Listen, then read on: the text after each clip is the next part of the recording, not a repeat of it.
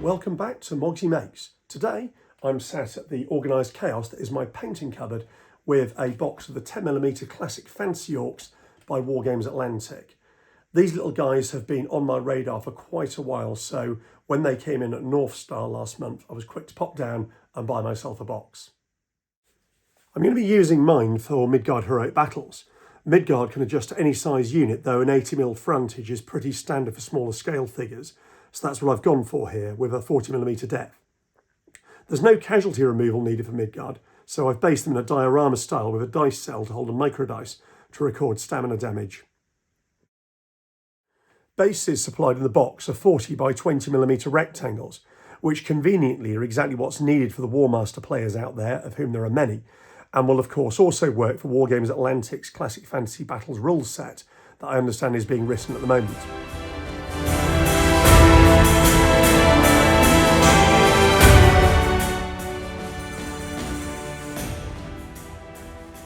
As we'll get into the painting video, you'll see I've used a black undercoat on the figures. You might wonder why I'm not using a white undercoat and contrast or speed paints, because these figures actually reward painting like that very well indeed. Well, the answer is, at this scale, I felt that they were going to pop more with a black undercoat and then very carefully dabbed on highlights to bring out the detail in the figures and create a mass effect. So that's what I've gone for here. I'll post a full palette of the different colours that I used in the description below. You don't need exactly these colours, as long as you've got some acrylic paints that cover well over a black undercoat, then you'll be absolutely fine. My first step with painting these guys is to spray the entire sprue black. I think it's easier to undercoat them on the sprue because you can hold it at all angles to get the spray into the corners.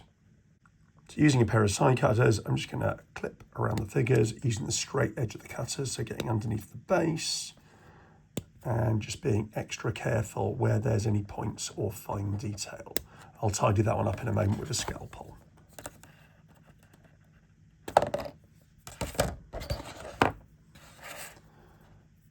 And here they are, absolutely great little dudes. I'm just going to use a scalpel now just to clean up around here, just obviously cutting away from myself. Just cleaning up the edge of the blade there. And you can see there's a little bit on the guy here, but this is a very, very quick clean-up job.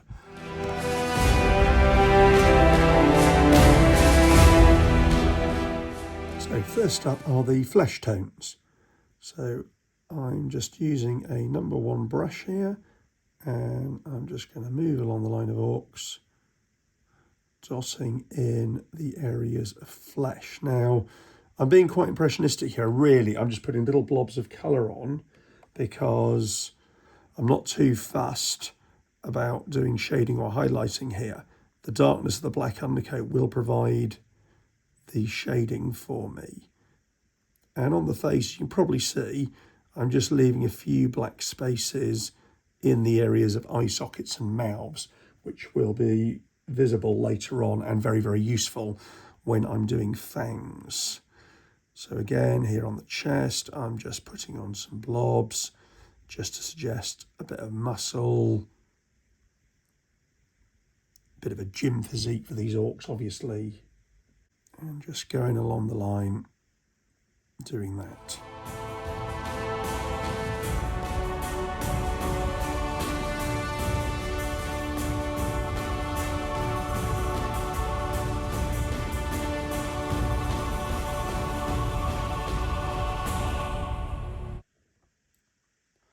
I've decided to do a couple of figures with a slightly different skin tone.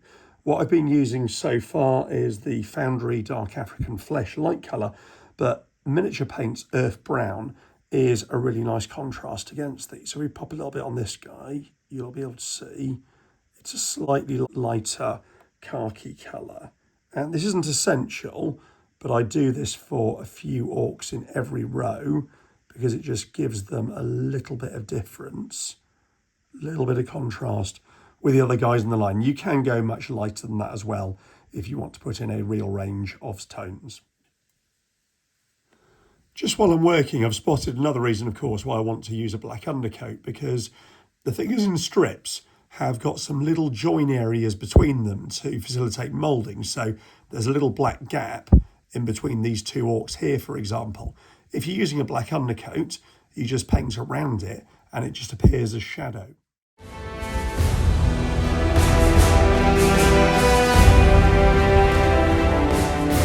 With skin completed, I'm going to do something a little bit crazy, which is paint the teeth in.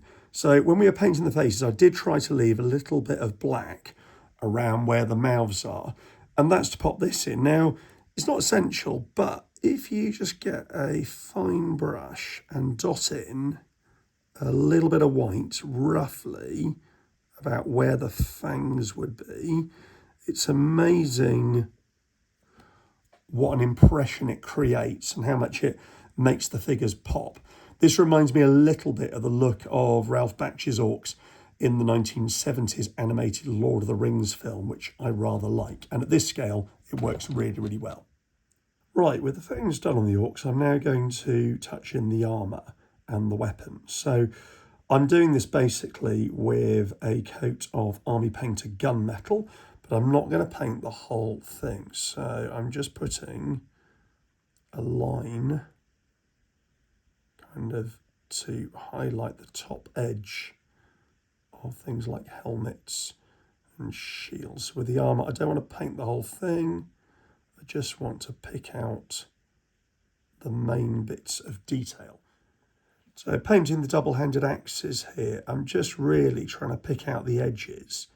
It's not a very sophisticated effect, but it looks really, really good at a distance on these small-scale figures. And helmet-wise, I'm just trying to pick out the tops, kind of like that. As for the mail armour, I'm just putting my brush across it. Not exactly dry brushing, but just picking out that detail. I'm going to now add a tiny spot of shining silver to some of the weapon points. This isn't entirely necessary, but I think, like the teeth, it just helps the figures to pop a little bit. So literally, I'm just putting a tiny stroke on top of the spear points. I'll do some on the blades of these orcs, just an absolute top highlight, just to make them shine a little bit.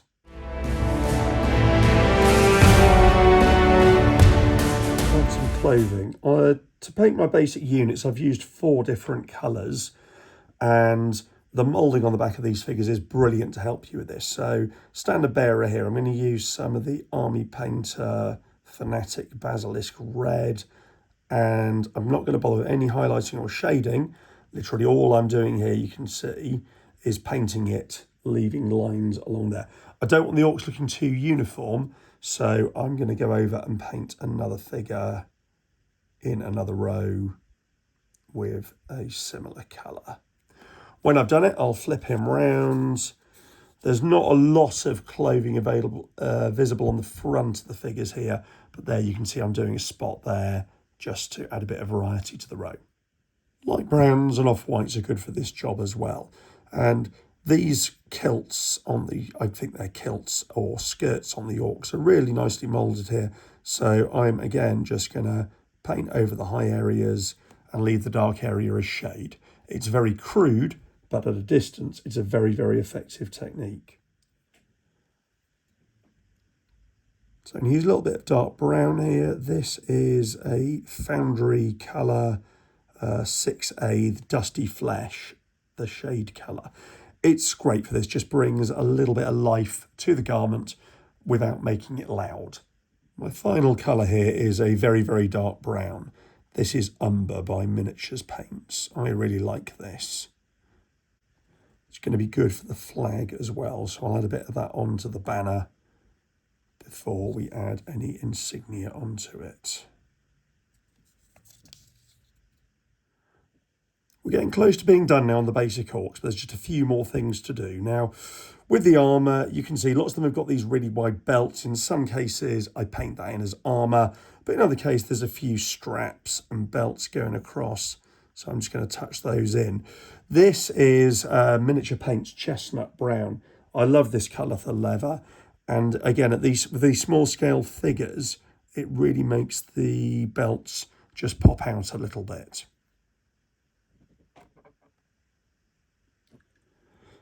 Here I've taken them off their lollipop stick and just turned them upside down just to get the best grip that I possibly can to paint the lidless eye across their shields. So just going for a couple of curved lines like that. Again, you can see the Army Painter Fanatic pure red really paying off here because it is very heavily pigmented. And I'm not going to do every single shield in the row, just a number of them will be absolutely fine with the eye dotted into the middle. What I want to do now is just give them a little coat of brown on their bases prior to painting. So just going over the black undercoat with, this is Army Painter Fanatic Bootstrap Brown. You don't need to be too precise here, but I'm trying to leave a little bit of a black line around their feet just to make them stand out on the base.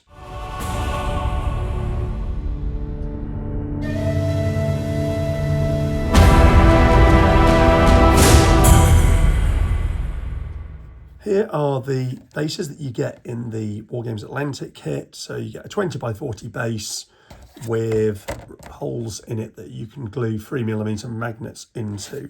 I've simply sprayed mine completely brown all over, and then I've added a piece of magnetic tape underneath. You can do it however you like. This is just what I had lying around. So that's a 20 by 40 base. Also, I tend to use an 80 by 40 base for games of Midgard heroic battles. So this is a piece of 2mm round cornered MDF from Warbases.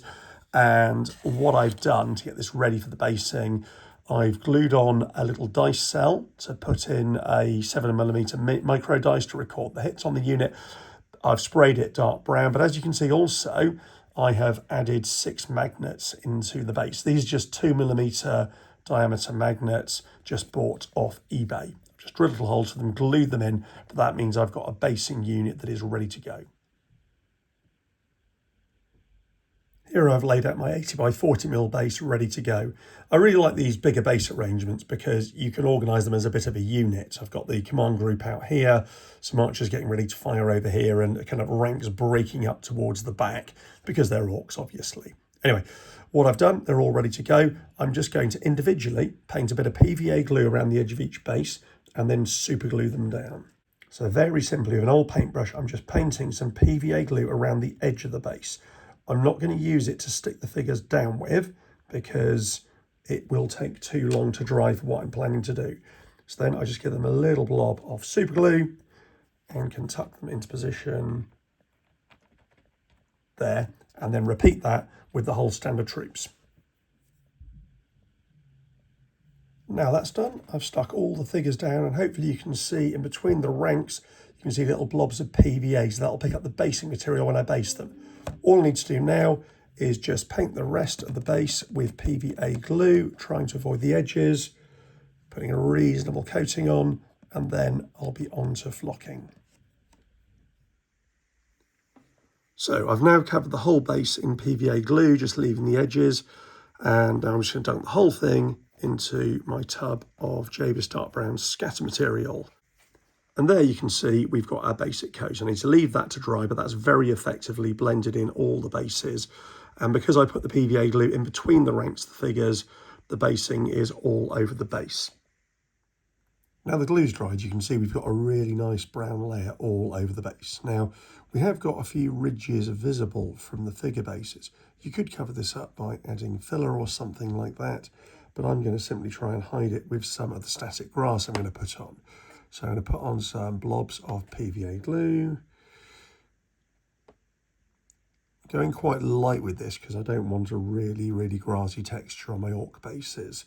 I'd like them to look more wastelandy.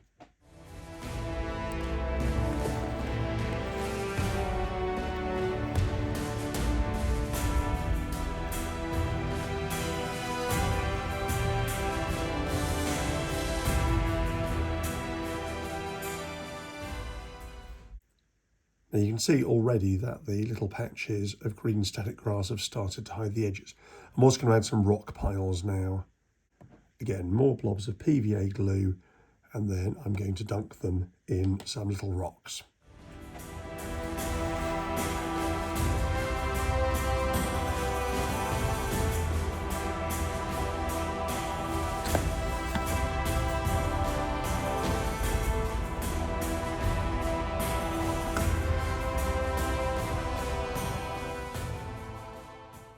looking good. Last up, I want to add some tufts of grass. These are the 6mm Gamers Grass tufts, though smaller tufts are pretty good as well. These were obviously big bushes for figures of this scale. So just got my tuft with a little bit of PVA glue and just pop that right on there.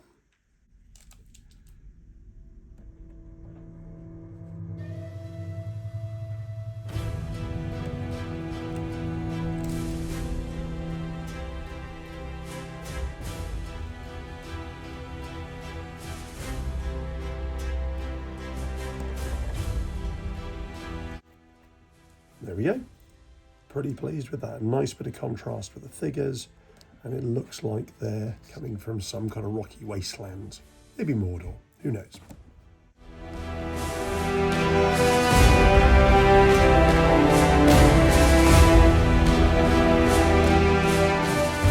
As you can probably tell, I really enjoyed painting these little guys, and I'm delighted with the mass effect that you get, the quick assembly, the speed of getting an army to the table.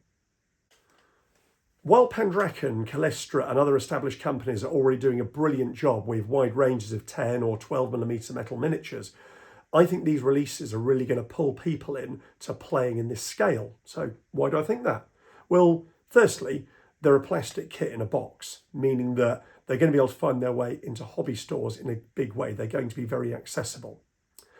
Secondly, by the pure nature of the fact that they're plastic, they're going to have great appeal to anyone who's been introduced to wargaming on a diet of plastic miniatures, which is pretty much anyone who started with Games Workshop in the last 2 or 3 decades.